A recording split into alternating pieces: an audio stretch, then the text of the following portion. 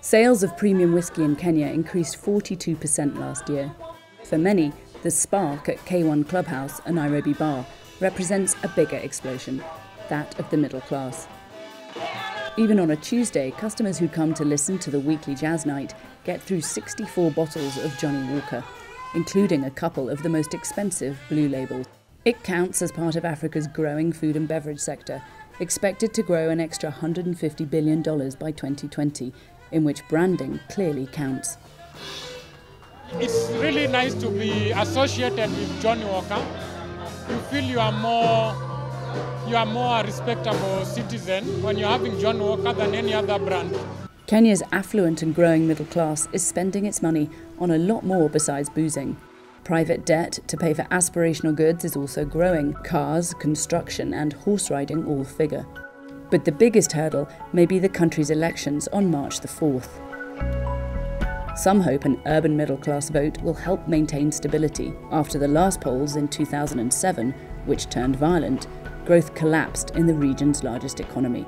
Today's prospects for growth look so much better that a new super premium market is taking off. I'm here with James Pennyfeather from Diageo in East Africa, and you are the man who's brought in 10 single malts into the Kenyan market in the past year. How do you do that? We work with bars like this one, the Lord Errol, to make sure that they are listing them, that they've got good visibility, that their bar staff serve them correctly. But most importantly, we spend a lot of time educating consumers. We run whisky tasting evenings, we match malt whiskies with food. They've been proved incredibly popular, and we keep having to run more because they sell out so quickly. This stuff is not cheap. I mean, these bottles here, they're $100, $150 a bottle. Can people really afford it here, and how far can you go? The demand has been very high.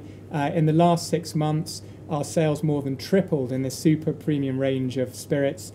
We look at the demographics, the economic trends, all of which are positive. For all the excitement about the growth of the middle class, it has its limits. A recent report claimed 45% of Kenyans are middle class, but for that they counted people spending as little as $2 a day.